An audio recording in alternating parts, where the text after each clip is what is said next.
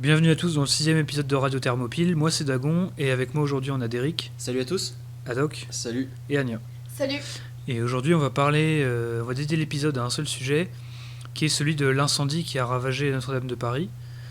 Et on voulait faire un épisode dédié à cette question-là puisqu'elle a beaucoup marqué les Français. Mais avant d'entrer dans le cœur du sujet, on voulait faire une petite annonce. Donc c'est bon, on a créé une page Tipeee, on vous donnera le lien dans la description de la vidéo et dans l'épisode sur SoundCloud, sur les réseaux sociaux. Et on espère que ce qu'on a produit jusqu'ici vous a convaincu pour essayer de nous filer un coup de main tout simplement pour gérer les frais de l'émission. Donc comme c'est indiqué sur la page, le premier objectif qu'on a, c'est d'atteindre les 11€ par mois qui nous permettent de payer l'abonnement SoundCloud, abonnement qui nous permet d'uploader la durée de temps nécessaire pour faire environ 45 minutes à 1h30 d'enregistrement par semaine. Donc voilà, si vous avez quelques deniers à nous lâcher, ce sera pas plus mal. Sachant que, à plus long terme, les fonds que vous pourriez contribuer à l'émission serviraient par exemple à remplacer ou à acquérir du nouveau matériel pour une meilleure qualité de son. Ce genre de choses en fait, essentiellement. Pour l'instant, c'est des questions quand même logistiques. Et pour la suite, on verra. Mais voilà, pour l'instant, c'est ça.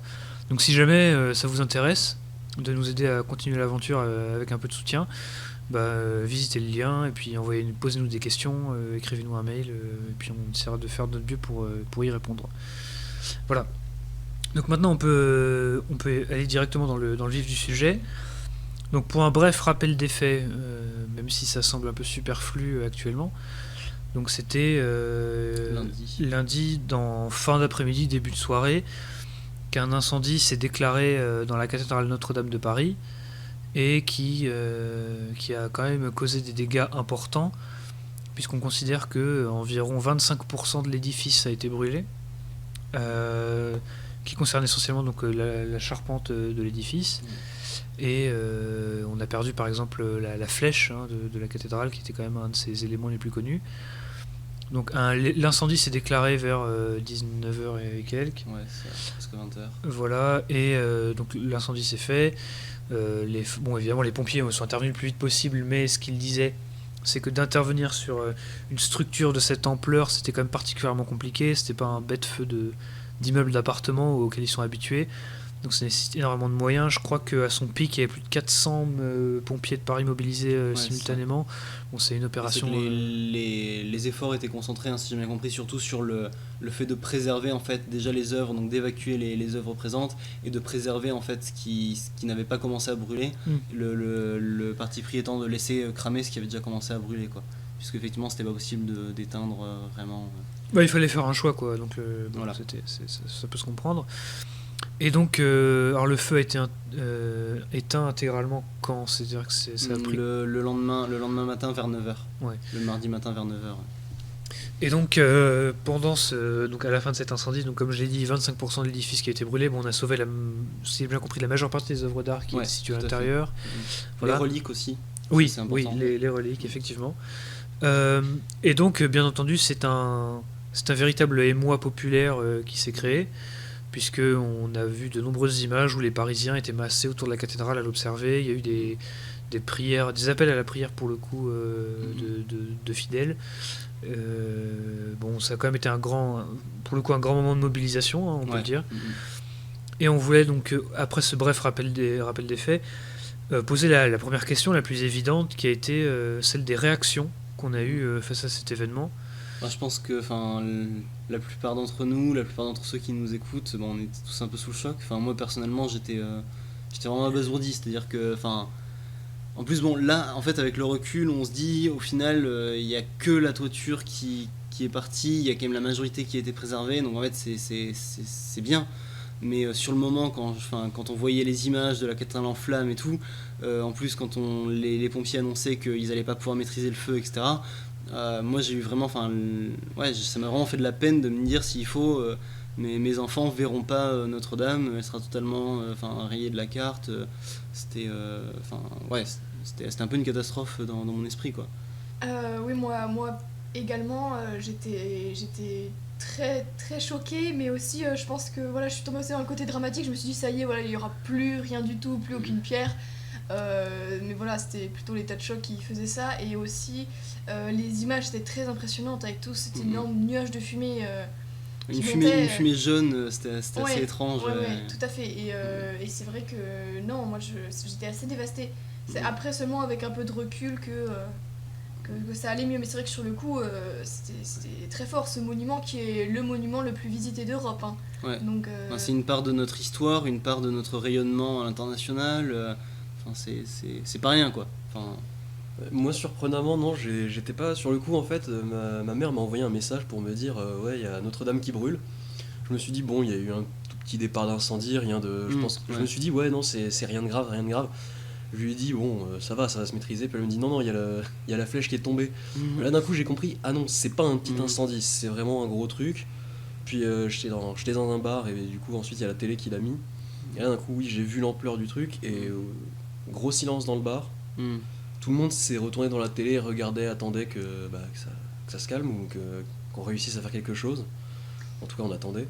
Et c'est vrai que ce monument, c'était les deux grands monuments, on va dire, qui donnaient cette image de Paris. J'ai envie de dire, c'était la Tour Eiffel et Notre-Dame. Maintenant, il reste la Tour Eiffel. Bon, voilà, c'est peut-être pas la même symbolique. J'aurais pas eu effectivement le même choc si ça avait été la Tour Eiffel qui cramait. Hein, voilà, moi non plus. Après, moi, bon, c'était pareil pour moi. Hein. C'est-à-dire que je pense que ça a été la réaction épidermique immédiate qui a été déjà un étonnement, c'est-à-dire, comment dire, le choc de se dire que ce qui a presque toujours été là, en fait, n'est pas inaltérable et est aussi victime des vicissitudes du temps qui passe. Comme on dit. Tout à fait, ouais. C'est-à-dire qu'il y avait un côté, c'est un peu comme si le ciel changeait de couleur ou si quelque chose comme ça, c'est quelque chose qui a toujours fait partie du décor. Tout d'un coup est attaqué et voilà, menacé exactement, et en passe d'être détruit. Voilà, donc effectivement il y a eu ce côté choc où on se dit je me demande si c'est pas un peu quand même en plus faible, toute proportion gardée, ce qu'ont pu ressentir certains Américains le 11 septembre. C'est-à-dire que ce truc qui définissait l'horizon new-yorkais d'un coup se fait éclater en mille morceaux. Enfin, je pense que ça a été un peu pareil. Totalement. Moi, je sais que au niveau ressenti, on va dire, au niveau peine et choc, etc., clairement, j'avais pas ressenti ça depuis le 13 novembre ou le 14 juillet de Nice, quoi. Ouais. C'était vraiment comparable au niveau du choc vis-à-vis de notre identité, en fait, de ce que j'estime être notre patrimoine commun, voilà. Et c'est un peu ce genre de choc, effectivement. Et on la voyait, moi je la considérais presque comme éternelle, ce qui est une erreur, parce que toute chose est périssable, mais c'est vrai que... Et au final, c'est une bonne leçon aussi pour nous de voir que justement, non, notre patrimoine, au même titre que notre identité ou que notre peuple, il n'est pas éternel, il est menacé, du coup, d'où l'intérêt de le protéger, quoi. Et puis finalement, on n'y est pas pour grand-chose, c'est un cadeau que nous a fait la civilisation, et c'est vrai qu'on était très chanceux de l'avoir, et on en profitait, mais... Ouais. Mais c'est vrai que ça peut nous être retiré à tout moment, nous n'avons aucun droit sur elle. Mais alors effectivement, et je pense que la réaction de choc qui a été ressentie, donc après j'apporterai un bémol à ça, mais la réaction de choc, je pense, était quand même à l'origine de l'idée selon laquelle cet incendie aurait été d'origine criminelle. C'est-à-dire que c'est un truc qui très vite est apparu. C'est l'idée selon laquelle quand même c'était fort probable qu'il ait une origine criminelle à l'incendie. Alors beaucoup de gens ont gardé des pincettes, ça faut le dire. On dit on sait pas, donc nous avançons pas. Mais on sentait qu'il y avait cette tentation quand même qui était présente dans la psychosphère, je sais pas comment dire, mais des gens qui ont assisté à ça, qui ont été touchés, de se dire mais c'est quand même étrange que pendant ce moment-là du calendrier chrétien, dans un contexte où la France a été attaquée, où il y a régulièrement des attentats qui sont déjoués contre Notre-Dame, que d'un coup il y a un départ de feu qui semble aussi fort. Surtout qu'il y a plusieurs éléments qui semblaient corroborer cette thèse au début. Par exemple, on nous parlait, je crois que c'est LCI qui avait évoqué 2 départs d'incendie.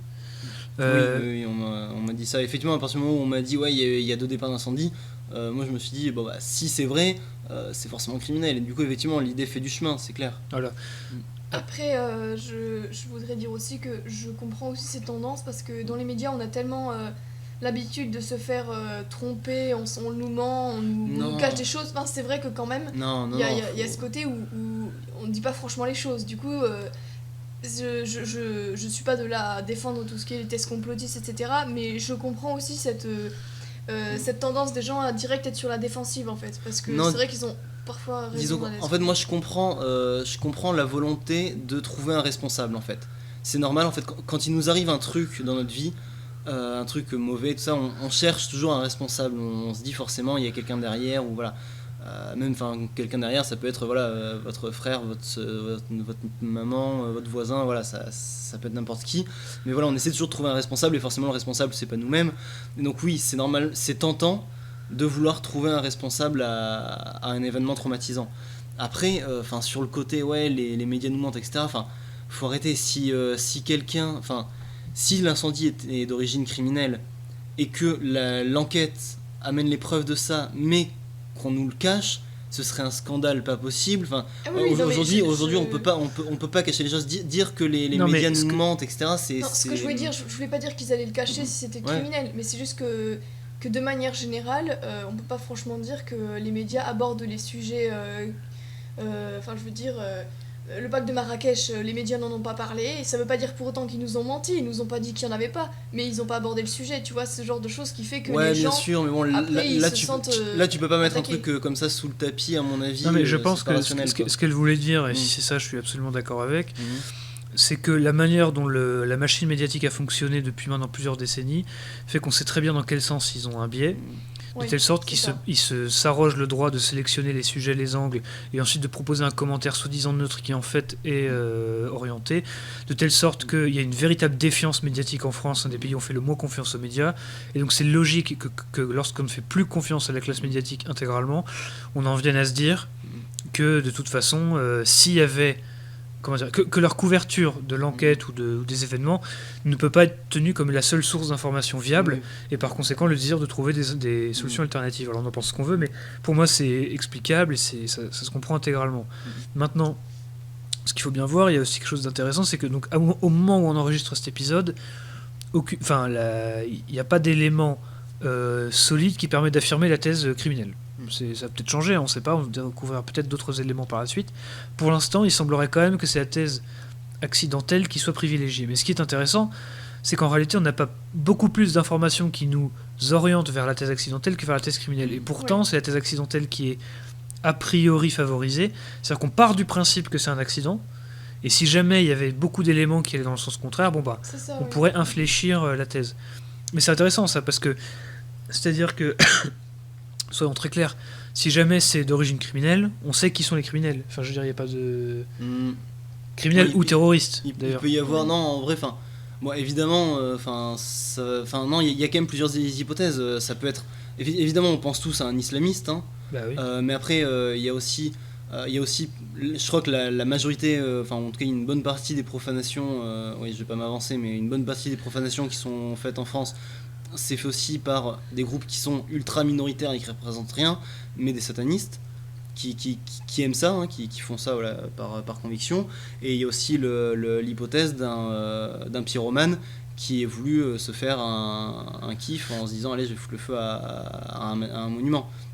Donc non, même si c'est criminel, c'est pas forcément un attentat islamiste. Non, c'est sûr. Après, c'est vrai que la probabilité de chance que ce soit un islamiste plutôt que les raisons que tu énonces sont quand même plus fortes. Si jamais c'était encore une fois un criminel, parce que...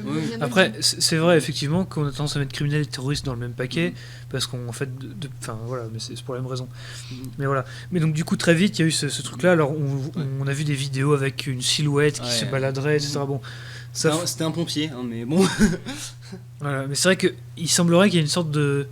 Depuis quelques années, depuis même quelques décennies, en fait, une sorte de petite psychose qui fait qu'à chaque événement comme ça, on sent qu'on est sur le bord d'un gros truc qui va déchirer le pays. C'est-à-dire, soit c'est un événement criminel, on va dire, ou terroriste qu'on peut imputer à un camp ou à l'autre, quoi.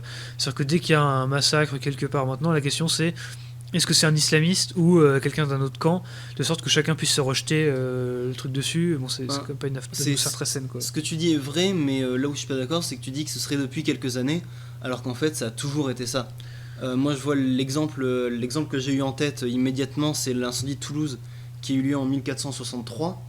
À l'époque justement le feu en fait était accidentel, hein, c'était l'origine était due à une boulangerie en fait qui avait donc des fours comme n'importe quelle boulangerie, et voilà, bon, il y a eu une imprudence en fait qui a fait que des bûches ont pris feu dans la boulangerie, et je crois la quasi-totalité de la ville de Toulouse a été brûlée à ce moment-là. Et immédiatement, la population a désigné la communauté catalane qui était présente dans la ville comme étant le coupable. Parce qu'en fait, tout le monde détestait les Catalans et il fallait trouver un coupable, c'était eux qui étaient désignés, du coup ils ont carrément été enfermés, etc. Je dis pas que c'est une première dans l'histoire de l'humanité, mais c'est vrai que dans l'histoire de France, on est quand même dans une période de très forte polarisation politique aujourd'hui, où on est sur les dents et n'importe quel truc déclenche ce chose. Et pour moi, ça c'est une erreur. Pour moi, c'est clairement une erreur de vouloir sans cesse trouver un coupable, etc. Parce que, voilà, justement, pour revenir sur l'exemple de Toulouse, finalement, les vrais responsables, en fait, ont été trouvés, donc les boulangers, et ils ont été condamnés à mort, à être brûlés, en fait, sur la place du Salin. Et à ce moment-là, en fait, Louis XI, qui était venu apporter son soutien à la ville, les a graciés en disant qu'il y avait déjà eu trop de feu dans la ville. Et ça, c'est totalement vrai, c'est-à-dire qu'en fait, il faut pas en fait essayer de toujours chercher un responsable à ce qui peut arriver. Il y a des coups du sort, ça arrive. Et si on veut être des Européens fiers et qui vont de l'avant, justement il faut savoir accepter ça. Ne pas être dans une logique de vengeance. Et puis savoir faire face en fait. Alors, quand effectivement il y a un ennemi qu'il faut affronter effectivement. Mais faire face en fait à l'adversité, au coup du sort, etc. ne nécessite pas forcément un ennemi pour moi. Et ça, c'est là qu'on peut montrer notre grandeur d'Européens, c'est-à-dire qu'on peut justement faire face, rester debout et fier, sans forcément qu'il y ait un ennemi à désigner, un coupable idéal, etc. Disons que moi, je suis d'accord avec ça, ça illustre un peu une des tares profondes de la pensée de droite depuis Mathusalem. C'est l'idée que tous les ennemis doivent être incarnés par une personnalité, quelqu'un d'humain, qui incarne en lui la lutte politique qu'on veut mener. C'est-à-dire que l'ennemi, c'est quelqu'un. Et même quand c'est quelque chose, c'est quand même toujours un peu quelqu'un. Alors, quel que ce soit, c'est pas important, mais... Alors qu'il y a quand même des phénomènes globaux, des phénomènes sociaux qui n'ont pas de... Comment dire ? Qui ont été créés par l'action et l'agencement superposé de nombreuses personnes, etc. Mais c'est pas une personne en particulier ou un groupe, etc. Bon, des fois, il y a le cas des situations où c'est le cas. Hein. Mais certains phénomènes, certaines luttes politiques ne sont pas l'équipe bleue contre l'équipe rouge, quoi. C'est-à-dire qu'il y a des phénomènes qui sont dus par exemple aux conditions socio-économiques, aux institutions politiques, à des choix historiques qui ont été faits, qui ont eu des répercussions imprévues longtemps après, etc. Et tout n'est pas affaire de c'est machin qui a fait ça, donc si on détruit machin, on règle le problème. C'est souvent un peu plus compliqué que ça, quand même. C'est vrai que c'est le fait, comme tu disais, d'Éric, de un peu la grandeur de l'Européen qui est de se dresser un peu contre la fatalité. C'est vrai que c'était aussi un thème qu'on retrouve pas mal dans la littérature, notamment le mouvement... je sais plus quel mouvement, mais un mouvement littéraire, voilà, où les héros souvent essaient de se dresser contre la fatalité. Tout ce qui est tragédie, tragédie grecque, etc., issu de la mythologie. Enfin, après, souvent dans la tragédie, le principe c'est que la fatalité gagne. Oui, c'est mais au moins il a essayé. Ouais, on veut dire, voilà, celui qui ne combat pas a déjà perdu, comme on dit. Oui, bah après c'est ce qui avait été dit par des tas d'auteurs, c'est le potentiel prométhéen ou faustien des Européens, même si bon après ça serait le sujet d'une autre émission à laquelle, qu'on devrait faire là-dessus, mais c'est que c'est aussi un peu ce qui nous tue en ce moment, cette propension prométhéenne perpétuelle, mais ça c'est encore autre chose. Mais donc en termes de réaction, par contre, bon là je voulais apporter un bémol. C'est vrai que donc en même temps, comme vous tous, moi j'ai senti le côté, le choc, l'idée de perdre quelque chose vraiment, de se dire que maintenant ce sera plus pareil. Ce qui est con parce que, ça nous amène justement à la deuxième partie de la réaction. J'ai pas pu m'empêcher d'avoir un flashback de Je suis Charlie à la suite des attentats de Charlie Hebdo, mais en version de droite, c'est-à-dire une sorte de grand-messe populaire un peu factice pour un sujet qui a tendance à étouffer un traitement un peu subversif et un peu intéressant du sujet. C'est-à-dire que il faut quand même se rendre à l'évidence d'une certaine chose, c'est que concrètement, on n'a plus aucune connexion avec ce qu'incarne Notre-Dame. C'est-à-dire que le bâtiment était là, c'est une évidence, mais les valeurs qu'il portait n'étaient plus portées ni représentées par quasiment personne, à part une partie des catholiques, et encore, c'est pas beaucoup de monde. Et surtout, qu'il y avait, il y avait une muséification de ce que ça représentait, c'est-à-dire que Notre-Dame avait été transformée en monument touristique, c'est-à-dire que c'est un truc qui avait été dit plusieurs fois, donc on se souvient de Ruth Elkref sur BFM, qui avait dit mais c'est un drame, ça fait 14 millions d'entrées par an. Ce qui est une phrase formidable, parce qu'en gros c'est à la fois très honnête et tout à fait détestable, de dire qu'en fait ce monument qui avait représenté à un moment donné, il y a longtemps, le pic de la créativité, de la vitalité de ceux qui avaient sacrifier leur énergie pour le bâtir était maintenant simplement un moyen de se faire de l'argent et d'encourager des agences de tourisme à faire venir des Allemands en Birkenstock à Paris, quoi. Et je me dis qu'il y avait un côté un peu hypocrite, c'est-à-dire qu'il y avait un côté un peu réaction programmée. C'est-à-dire que je pense que la réaction des gens qui ont vu ça était sincère, mais je peux pas m'empêcher de penser que c'était aussi une sorte de rémanence, l'idée que, même si on savait plus très bien pourquoi, c'était attendu d'être choqué par la perte d'un truc comme ça, parce qu'on se disait... Parce que quand même, c'est pas un truc qui doit être accepté sans que les gens sachent bien pourquoi. C'est-à-dire que... comment dire ? En fait, je suis un peu d'accord avec toi. Enfin, je suis un peu d'accord avec toi et non, en fait. Parce que quand tu dis oui, c'était une grand-messe, une espèce de grand-messe populaire à la Charlie Hebdo où les gens se sentaient un peu obligés d'être désolés, ben ouais, mais c'est bien, en fait. Parce que ça montre que tout n'est pas perdu. Ça montre que les gens ont ce réflexe de se dire il y a un patrimoine, il y a des choses à transmettre, et là, on voit que cette transmission, elle est en danger. Et je me dis que justement, ça fait très doctrine sociale de l'Église de dire ça, mais d'un mal sort toujours un bien. Et là, c'est ça, il y a un mal, c'est-à-dire on a un monument qui a été partiellement détruit, mais je me demande, et j'espère que ça va amener à un réveil vis-à-vis de notre patrimoine, vis-à-vis de nos racines, voire pour certains vis-à-vis de la foi de nos pères. Et ça, pour moi, c'est pas négatif de se dire il y a des gens qui effectivement avaient perdu effectivement des gens qui ne vivaient plus ce que représente Notre-Dame, mais qui justement, en voyant Notre-Dame brûler, se sont souvenus de là d'où ils venaient en fait. Je suis assez d'accord avec ça. Ouais. Excuse-moi, Oui, Dagon, mais c'est vrai que finalement, en mourant, elle a réveillé. Elle a réveillé un certain patriotisme, un certain attachement à l'identité française, parce que c'était vraiment un monument emblématique de Paris, hein. Mais c'est vrai que les gens se sont identifiés à ce monument, et c'est vrai que grâce à ça, on n'avait même plus à discuter des racines chrétiennes de la France. Elles étaient tellement évidentes que personne ne peut plus discuter de ça, en fait. Ouais, mais encore une fois, c'est pas ça le problème, c'est que Derrick parlait de transmission, mais c'est ça, c'est-à-dire que pour moi, le problème, que les choses soient très claires, hein, je me suis pas réjoui que la Notre-Dame est brûlée, hein. Mais l'idée c'était de dire que l'incendie total, la destruction totale de Notre-Dame aurait pu révéler au moins quelque chose de profond. C'est que c'était devenu une illusion de ce que ça représentait, c'est-à-dire que on fétichise le bâtiment parce qu'on sait bien que la vitalité originelle qui a permis de faire cette construction, à une époque où les moyens techniques étaient bien moindres, la situation était très incertaine, à tout un tas d'indicateurs, ça a été construit, si je dis pas de bêtises, il y a 700 ans, donc c'était quand même pas vraiment... 900, bon voilà, 850 ans. Grosse fourchette. Voilà. Mais tout ça pour dire que j'ai l'impression qu'il y a quand même le côté, on s'attache au bâtiment parce que ça nous évite de nous dire que l'énergie nous a désertés. Et c'est-à-dire que là, on était tout content d'avoir préservé les œuvres qui étaient à l'intérieur pour les oublier d'ici 3 semaines et à reconstruire. Voilà. C'est-à-dire que peut-être que ce qui serait vraiment... désolé si c'est un peu bordélique ce que je raconte, mais c'est parce que ça fuse un peu dans tous les sens. Mais je me dis que finalement, et que ce chose soit très clair, c'est pas une posture fataliste où tout est perdu, hein. Je suis pas du tout dans cette attitude-là, c'est pas mon tempérament, mais de dire que ce serait peut-être plus honnête au centre de Paris d'avoir un Starbucks avec le butt plug de Versailles, tu vois. Je me dis que c'était peut-être plus ton sur ton, et je me dis que Notre-Dame méritait pas d'être au centre d'un tel cloaque, quoi. Mais c'est...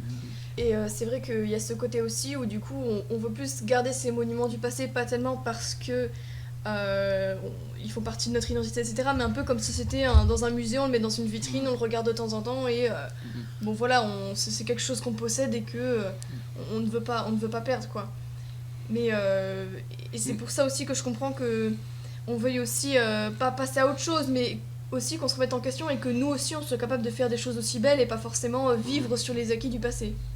C'est ça, c'est-à-dire que là on a l'impression de retourner à une conception de l'identité ou de la culture ou de cette culture commune qui soit simplement une sorte de patrimoine muséifié, c'est-à-dire qu'en gros on inventorise ce que nos ancêtres bien plus doués, bien plus énergiques, bien plus vitaux ont fait, et on se contente de l'entretenir d'ailleurs mal, hein, puisqu'on sait que les budgets dédiés à cette question-là sont dérisoires, ce qui nous absout un peu du vide spirituel total et de la désertion identitaire intégrale qui fait l'Europe aujourd'hui, quoi. Alors, moi je trouve qu'effectivement cette question ça rejoint ce qu'on t'a évoqué aussi par la suite, c'est-à-dire comment reconstruire exactement à l'identique, faire quelque chose qui corresponde à l'actuel, etc.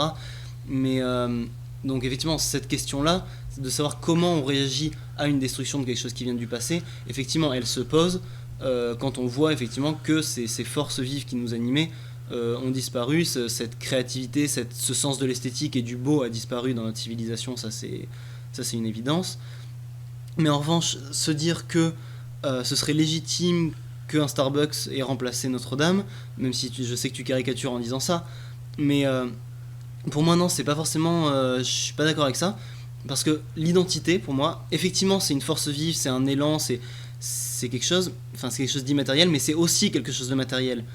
Et la présence de ces vieilles pierres, en fait, elle est pas anodine.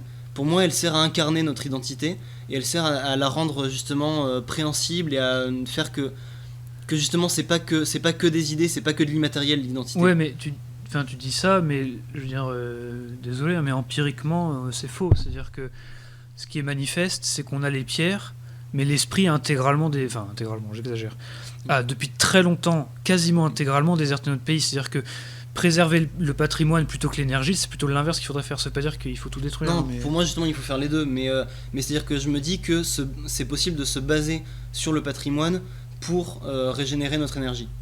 Moi je pense aussi que le fait de garder ces monuments, etc., c'est pas la dernière étincelle de... Enfin, je veux dire, c'est un peu la dernière étincelle de notre identité. Je suis d'accord avec toi quand tu dis que c'est hypocrite, etc. Mais du coup, peut-être que c'est la dernière chose qui fait que les Français ont encore une preuve tangible de ce qu'ils étaient avant. Et c'est vrai que le jour peut-être où elle sera complètement rasée et que tout le monde s'en fichera, bah là, voilà. Mais du coup, moi, c'est peut-être une dernière, un dernier mais justement, pour moi, si on est déjà en train de raisonner en termes de dernière étincelle, pour moi, c'est déjà fini, en fait. Non, attention, on parle d'incendie, pas de mauvaise blague. C'est certes, voilà. Mais non, ce que je veux dire, pour essayer d'être plus synthétique et le plus clair possible, je pense que dans les situations qui sont comme les nôtres, où on est dans des périodes de fin de cycle, ce qui ne veut pas dire qu'il n'y aura pas une suite, hein, je suis très optimiste pour la suite, mais voilà, c'est quand les choses font très mal que les gens se réveillent. Et je trouve que c'est malheureux à dire, mais s'il faut faire des sacrifices aussi forts que celui-là pour provoquer un sursaut, alors il faut les faire. Et c'est pour ça que finalement, le soulagement qu'il y a eu après l'éteinte de l'incendie, la préservation de l'art qui était intégrée et tout ça, à mon avis, c'est alarmant, parce que ça veut dire qu'on est encore dans une vision quasiment thérapeutique de la chose, où on se dit, bon, c'est pas si grave, il suffit d'allonger de la thune et ça ira mieux. Et c'est grave, parce que c'est-à-dire que la destruction de l'identité de la France, elle commence pas avec l'incendie de Notre-Dame, en fait. Ça fait bien longtemps que c'est un processus qui est incarné, et qui s'est incarné dans les Français avant de s'incarner dans les choses. C'est-à-dire que on est devenu un peuple vide, un peuple d'automates. Bernanos disait la France contre les robots. On est devenus les robots, et les robots ne construisent pas Notre-Dame. Et il semblerait que non seulement il faille attendre la destruction matérielle pour percevoir qu'il y a un vide hallucinant, un vide abyssal qui est au sein de notre peuple, mais en plus, quand ce patrimoine se détruit, c'est pas vraiment pris comme un sursaut, c'est présenté simplement comme une sorte d'obstacle avec lequel la fusion des bons sentiments va y arriver. C'est-à-dire que c'est pour ça que je ne crois pas du tout au scénario selon lequel l'incendie de Notre-Dame sera le début d'un sursaut. Je pense que ça ne viendra pas de là. Non, pour moi, ça va pas être un sursaut généralisé, mais pour moi, ça va être le début de quelque chose dans l'inconscient d'au moins quelques-uns de nos compatriotes. Alors, à cette échelle-là, je peux tout à fait le concevoir. Et pour moi, ça c'est déjà bien. Et voilà. Et après, effectivement, je suis d'accord avec toi quand tu dis que oui, une destruction, du coup, une destruction totale aurait amené peut-être à un sursaut plus important, je sais pas. Mais après, bon, moi j'admets que j'ai un côté un peu futuriste, pas pour faire le malin, mais archéofuturiste. Oui, voilà, ou un peu Nietzschéen là-dessus, c'est-à-dire que quand quelque chose tombe, il faut le pousser et accélérer sa chute. J'ai l'impression qu'en fait on s'attache au cycle précédent de l'histoire de France parce qu'on a considéré en nous qu'en fait on était en défaite intégrale face au futur. Et pour moi c'est une attitude qui est délétère, qui est mortifère et qu'il faut supprimer. Et ça incarne une autre tare pour moi qui est fondamentale du tempérament de droite et avec laquelle il faut vraiment faire une réforme intellectuelle profonde. C'est l'idée de se dire que tant qu'on peut un peu se rattacher au passé, on n'est pas obligé de tourner les yeux vers les grands dangers qui sont en train de nous menacer. Ouais. Et je sais bien que tous les Français sont pas comme ça, hein. Je sais qu'il y a des tas de gens qui se battent avec peu de moyens et beaucoup de courage pour des causes justes.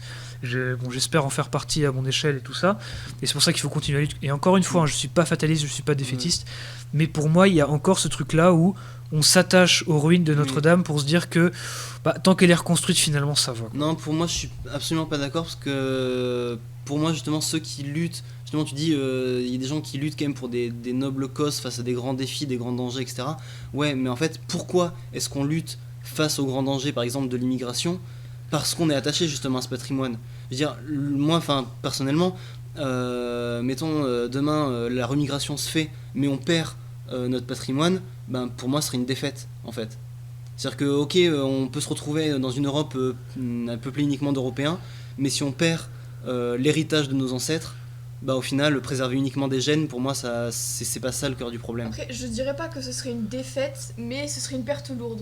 Je dirais ça plutôt parce que de là à dire que c'est une défaite, on est des Européens, on peut reconstruire, on aura préservé au moins la vie de nos compatriotes, et puis voilà, on pourra relancer une dynamique. On peut reconstruire, mais on reconstruit sur des racines. Et cet héritage-là, en fait, le balayer en disant il a au final peu d'importance par rapport au reste, non, je suis pas d'accord. Ah non, c'est pas ce que je veux dire. Être conscient de ses racines, etc. Mais si jamais, je sais pas, dans la guerre, il y a des monuments qui sont détruits, après, ce sera très malheureux. Mais évidemment, après, je suis d'accord qu'il faut aller de l'avant, qu'il faut pas effectivement regarder vers le passé. Mais moi, si je lutte en regardant vers l'avant, en allant de l'avant plutôt, c'est aussi pour préserver ce patrimoine. C'est vrai que moi personnellement, une de mes grandes motivations, on va dire, pour tout ce qui est combat politique, etc., c'est de me dire moi j'aime cette France des villages pittoresques, des belles villes, pas des HLM et des logements sociaux hideux. Oui, c'est ça. Et du coup c'est vrai que par exemple quand je vois Marseille, ça me déprime complètement, et je pense que intérieurement, je me dirais qu'on a gagné quand on aura retrouvé aussi cette architecture et cette beauté qui faisait notre pays. Encore une fois, pour clarifier ma position, je fais peut-être pas un très bon job là-dessus, mais je vais essayer. L'idée n'est pas de dire que le matériel n'a aucune importance. C'est simplement de dire que les choses matérielles qui ont constitué l'identité de la France et de l'Europe sont elles-mêmes issues d'une vitalité qui est contenue à l'intérieur des peuples, qui est celle de la pulsion de créer, la pulsion de conquérir. Certains auraient pu appeler ça la volonté de puissance, on appelle ça comme on veut, c'est pas important du tout. Et je pense qu'aujourd'hui, il y a un point mort, un angle mort sur cette question-là, qui est qu'on fétichise la création matérielle sans comprendre l'essence spirituelle et civilisationnelle dont elle est issue. C'est-à-dire que moi, j'ai aucun problème avec l'idée de reconstruire Notre-Dame en tant que telle. C'est que j'ai l'impression que cette reconstruction sert d'alibi pour se dire qu'on a fait notre job. Et surtout, ça sert de petite pulsion de dopamine qu'on peut s'acheter en se rachetant une conscience identitaire alors qu'on a quasiment tout bradé jusqu'ici. C'est-à-dire qu'il y a peu de gens qui se battent aujourd'hui pour la... Enfin, il y a beaucoup de travail à faire pour défendre notre identité, il est faisable, il est gagnable, etc. Mais on est quand même dans un état qui est alarmant, et ça s'est pas fait d'un coup, ça se fait par une série de petites concessions, de petites défaites, de petits abandons, de petites reculades. Et je pense qu'aujourd'hui, c'est triste à dire, mais c'est peut-être bienvenu que des choses aussi importantes se perdent pour que ça fasse suffisamment mal pour que le réveil se fasse. Parce qu'on va chez le docteur que quand ça fait mal, c'est-à-dire que quand c'est confortable, on n'y va pas. Et c'est triste à dire, mais s'il fallait sacrifier 3 Notre-Dame pour que les Français se reprennent en main, et je parle pas juste de la remigration, je parle d'un truc beaucoup plus profond, c'est-à-dire de se comporter comme des Européens qui veulent l'honneur d'être appelés comme ça. Alors pour moi, c'est un échange qui doit être fait. Après, ça, c'est une analyse qu'on peut se faire aussi, même c'est encore plus triste à dire, mais même après des attentats où il y a des morts, etc., on peut se dire, il y a des morts, du coup les gens vont se réveiller, etc.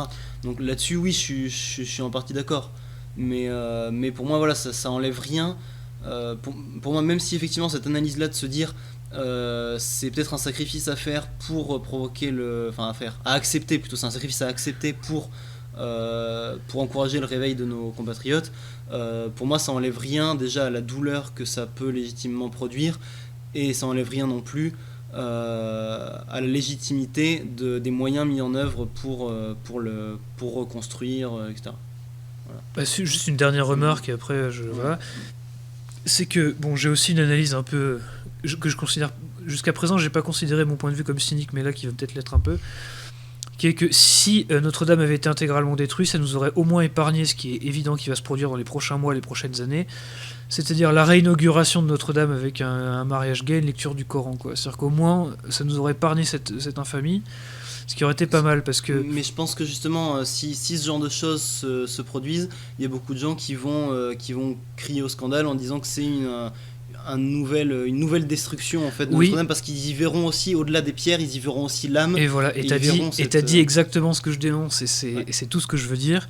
Ils vont crier au scandale. C'est-à-dire qu'aujourd'hui, le mode d'action politique privilégié de la droite sur toutes les questions importantes, ou en tout cas qu'ils considèrent comme telles, c'est notre ennemi a fait quelque chose de dramatique, on va crier au scandale. Là, je suis d'accord. Et là, il y a un vrai problème, c'est-à-dire qu'on est aussi tributaire du manque de travail politique sérieux qui a été fait par les générations précédentes de gens qui pensaient défendre le patrimoine, la culture, l'identité, la civilisation, tout ce lexique-là, et en fait dont l'action consiste à crier au scandale, c'est-à-dire dire oh mais c'est intolérable, vous n'avez pas le droit de faire ça. C'est le fait d'être réactionnaire, d'être en réaction à quelque chose. Là-dessus, je suis d'accord. D'être réactionnaire impuissant, qui est la pire combinaison imaginable. Et j'en ai un peu marre en fait de cette propension psychologique à droite à se dire que tant qu'on a poussé sa gueulante et qu'on a allongé peut-être un petit billet, et on a fait ce qu'il fallait quoi. Et parce que ça nous évite de réfléchir, et ça pointe à mon avis, et c'est la troisième fois que je vais sur ce sujet-là, mais c'est un truc pour moi qui est crucial, c'est que ça incarne la tare par excellence de la droite depuis Mathusalem, c'est la paresse intellectuelle. C'est-à-dire l'idée et le manque de courage intellectuel qui vont de pair, qui est l'incapacité et l'involonté de se poser les vraies questions, d'y apporter des réponses audacieuses et ensuite de se mettre au travail pour les appliquer. C'est-à-dire que le triptyque idée, parole, action, c'est un truc qui... Enfin, à mon avis, qui est quand même... Enfin, je sais pas si beaucoup de gens de droite ont subi une ablation à la naissance, mais il y a un truc qui se passe, quoi. C'est-à-dire qu'un jour, il faudra se remettre sur ce module-là. Et j'ai l'impression, encore une fois, d'avoir accès à un moment, à un événement historique où c'est encore la même cérémonie, c'est-à-dire indignation, mouvement de tristesse, fausse réponse, et retour à un mode thérapeutique, c'est bon, on a reconstruit, on passe sous le tapis. Ouais, là-dessus, effectivement, sur ce côté, voilà, sur l'état du côté de la réaction, on va dire, ouais, je suis entièrement d'accord. Et justement, c'est pour ça que voilà, des gens comme nous, voilà, doivent se battre, non pas se battre justement, mais doivent au quotidien incarner en fait ce que nous sommes, notre identité, etc., pour effectivement proposer un contre-modèle et pas simplement dénoncer la décadence du monde moderne, quoi.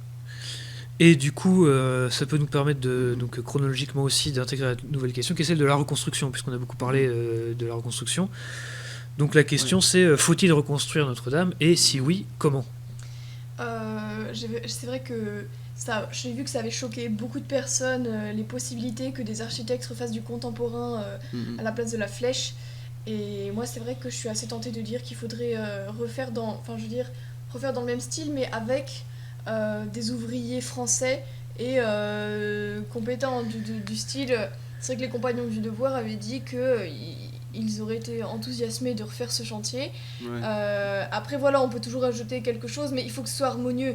Moi, je pense que la vraie question, c'est pas tellement qu'est-ce qu'on y refait, parce qu'il faudrait faire à l'identique, mais aussi qu'est-ce qu'on fait après. On peut construire d'autres choses nous-mêmes. Mais pour ça, je pense qu'il ne faut pas dénaturer ce que c'était. Ouais, et puis, oui, t'avais dit il faudrait que ce soit des Français, des vrais Français qui le fassent. Et tu fais bien de le noter, parce qu'en plus, il me semble que Édouard Philippe avait lancé un concours international d'architecture, de propositions. Donc apparemment, il y a peut-être un Péruvien qui va nous dire comment on fait Notre-Dame. C'est inacceptable.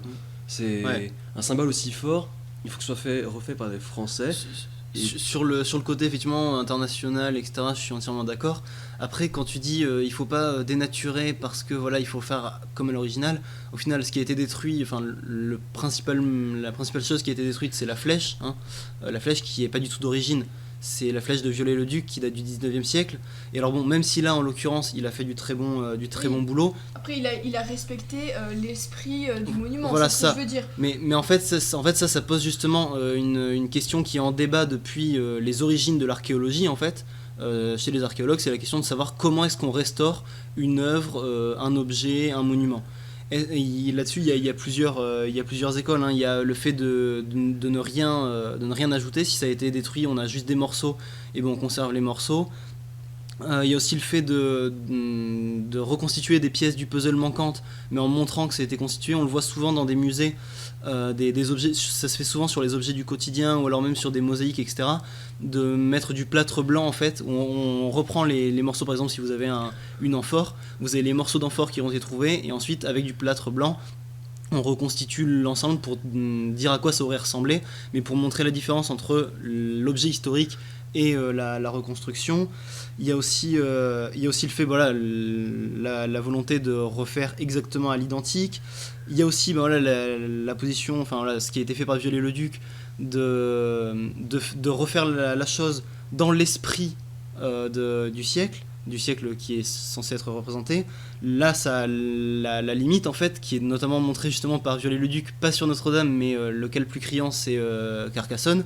Ça a été refait, en tout cas il y a une grande partie de Carcassonne qui a été refaite par Viollet-le-Duc, où il a voulu y mettre l'esprit du Moyen-Âge, sauf qu'en fait, comme voilà, il avait une vision un peu particulière du Moyen-Âge, il a fait quelque chose qui n'a jamais existé, qui n'aurait jamais existé au Moyen-Âge. Carcassonne aujourd'hui, en fait, ça n'a aucun intérêt historique, ça a simplement un intérêt historiographique, parce que ça nous donne une indication de comment est-ce qu'on faisait de l'histoire au 19e siècle, et de comment est-ce qu'au 19e siècle, on s'imaginait le Moyen-Âge. Et après la troisième, la dernière option effectivement, c'est de ne pas essayer de reconstruire ou de refaire comme c'était ou dans l'esprit, c'est de refaire dans l'esprit du siècle présent selon l'époque contemporaine. Et ça, c'est quelque chose qui, encore aujourd'hui, vous êtes sur n'importe quel chantier architectural, vous êtes dans n'importe quel musée, etc., c'est quelque chose qui est en débat, chaque archéologue a sa position là-dessus, et c'est vraiment pas tranché. Moi du coup j'ai une autre option, je joue à l'emmerdeur, ne pas reconstruire, c'est-à-dire que moi je suis partisan pour le coup de ne pas reconstruire du tout, pour une série de raisons. Les premières sont bassement politiques, c'est-à-dire que à partir du moment où Macron et les autres peuvent s'accaparer la reconstruction de Notre-Dame, on va en entendre parler pendant 1000 ans, c'est-à-dire que l'élite techno-mondialiste, on l'appelle comme on veut, ça n'a pas d'intérêt, on voit de quoi on parle, pourra s'arroger l'honneur d'une construction qui était à l'antithèse intégrale de ses valeurs. Ça pose un gros problème de récupération. Ça pose également la question, c'est-à-dire que Anya disait oui, il faudrait que ce soit des ouvriers français, oui, il faudrait, mais ce ne sera pas le cas. C'est-à-dire que oui, on nous mettra peut-être des Jean Bernard de la Creuse qui s'y connaissent bien dans le bâtiment pour pas trop s'attirer les foudres du populo. On sait pertinemment que les équipes de reconstruction, soit ce sera des Européens pas français, et ce sera probablement pas des Européens du tout, et de toute façon ils travailleront pour des boîtes dont le financement sera étranger, etc. Donc l'idée de se dire le mec qui pose une pierre, il a sa carte d'identité française et il boit du vin rouge, à mon avis c'est très léger comme critère d'identitarité de la reconstruction. Et surtout on sait très bien que admettons qu'ils choisissent l'option de la reconstruction exacte, ce qui n'est pas impossible par démagogie. C'est quand même inquiétant, parce que ça veut dire que on a intégralement oublié que l'esthétique est la traduction extérieure d'une pulsion intérieure. C'est-à-dire que pourquoi nos ancêtres ont construit ce bâtiment magnifique, un exemple primordial d'architecture gothique, parce que ce mode gothique-là, avec son goût des hauteurs démesurées, sa préférence du sublime par rapport au beau, c'était l'esprit d'une époque et l'esprit d'un peuple. Et je fais exprès d'utiliser des termes issus de Hegel là-dedans.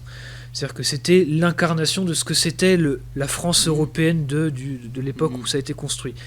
Simplement reconstruire de la même chose, alors que l'époque n'incarne plus du tout ça, pour le coup c'est intégralement une mascarade. Et c'est pour ça que je dis ce truc qui a été provocant tout à l'heure, tant qu'à reconstruire, autant foutre un Starbucks avec le butt plug de Versailles. C'est plus honnête, quoi. Comme ça, nos ancêtres sauront à quel point la civilisation dans laquelle nous avons vécu a été basse, et du coup comprendront à quel point la civilisation précédente avait été haute. Mais pourtant bon, Viollet-le-Duc, le 19e siècle, c'était pas non plus... Enfin, je veux dire, on commençait déjà un peu à... Je veux dire, il y avait eu la Révolution française avant...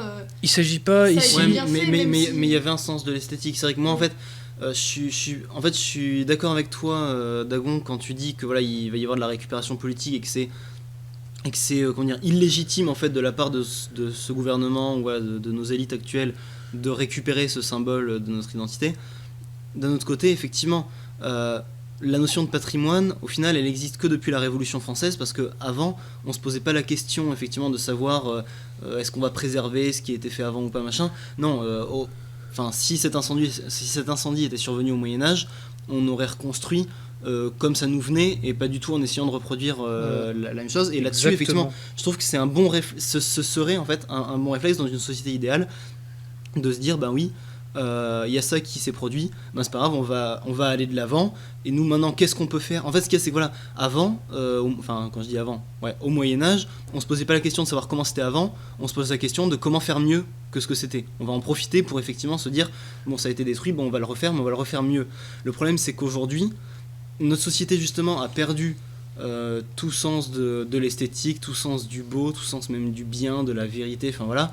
Quand on voit effectivement la proposition là, qui a un peu fait le tour de Twitter, d'un espèce de toit en tôle qui ensuite fait une pyramide futuriste, un peu vaisseau spatial, enfin voilà. Ça rappelle un peu les vaisseaux de la Vierge de Fabien Duris, hein.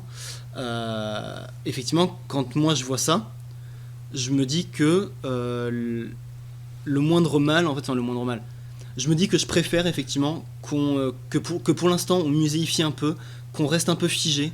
Je me dis voilà, autant, enfin, oui, c'est un peu comme un organe qu'on met dans la glace avant la greffe, plutôt que de le donner au chien.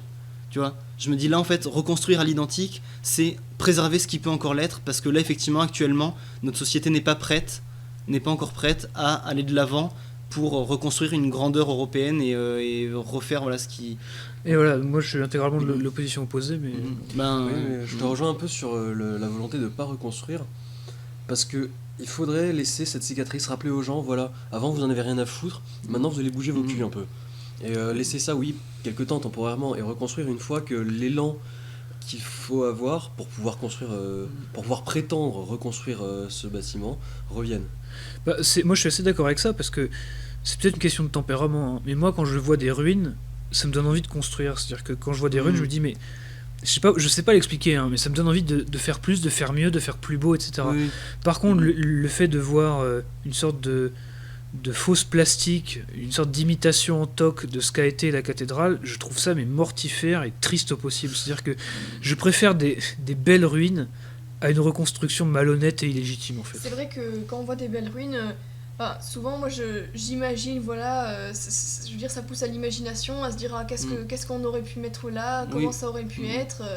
C'est vrai que je suis assez d'accord avec ça. Je préfère des belles ruines plutôt qu'un truc qui sera mal fait. En fait, le problème, c'est que tu peux pas continuer à faire vivre des ruines non plus. C'est-à-dire qu'à partir du moment où tu as des ruines, je veux dire, les ruines, effectivement, le Colisée, c'est en partie des ruines. Enfin, on peut aller visiter des ruines. Mais concrètement, laisser Notre-Dame en l'état, ça veut dire qu'il n'y aura plus de messe dedans.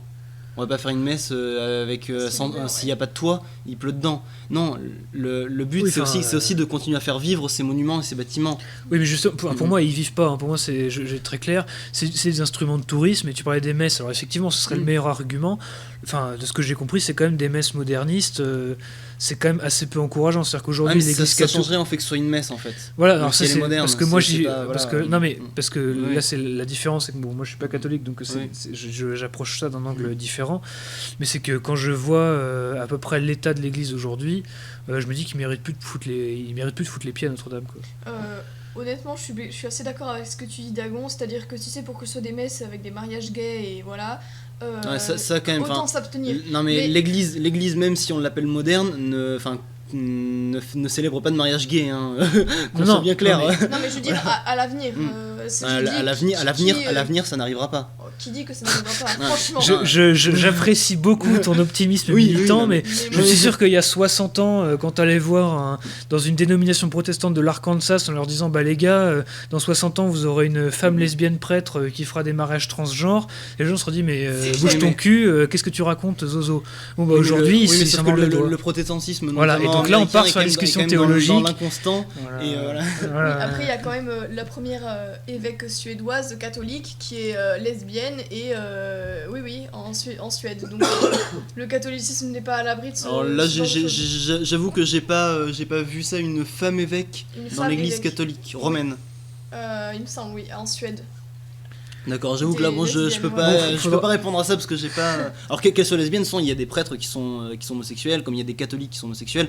Ça, tu pourras pas l'empêcher. Enfin, je veux dire, après qu'elles soient lesbiennes, c'est pas un problème. Le problème, c'est qu'effectivement qu'il y ait une femme évêque, parce que normalement, ça se passe pas comme ça. Là, bon, j'ai pas vu, mais. Mais après, sans l'exemple particulier, parce que je le connais pas non plus, mais voilà, tout ça pour dire que, quelque part, c'est le meilleur honneur qu'on puisse faire à quelqu'un de simplement préserver ses restes plutôt que de vouloir faire de la chirurgie esthétique pour le ranimer, quoi. C'est-à-dire que autant respecter la mort plutôt que de faire de la nécromancie morbide à notre époque, quoi. Mais bon, après, ça c'est. Voilà. C'était ma remarque de fin sur le sujet. Ok. Du coup. Alors maintenant que je pense qu'on se rapproche de la fin, donc je pense qu'on peut un peu finir l'épisode. Donc après toutes ces remarques, bon, on espère que ça vous aura instruit, que ça vous aura inspiré, que ça vous aura plu aussi. Donc on vous rappelle que vous pouvez nous écrire à notre adresse email qui est thermopile@protonmail.com, qu'on est sur Twitter @rthermopile, qu'on est sur Facebook, sur YouTube, sur SoundCloud, qu'on a une page Tipeee, on mettra le lien en description. Donc voilà, dites-nous ce que vous avez à nous dire. Et du coup on va se retrouver la semaine prochaine où on devrait vous faire un épisode sur l'état des différents partis politiques qui composent le paysage politique en France. Et donc on vous fera un récapitulatif des 4 premiers partis de la dernière présidentielle. On va essayer de vous en parler et de savoir ce qu'il y a à dire là-dessus. Comme ça vous comprendrez un petit peu mieux notre ligne politique. Donc voilà, salut et à la semaine prochaine. À la semaine prochaine. Salut. Salut. Ah, t'as réussi cette fois, c'est bien. Bref.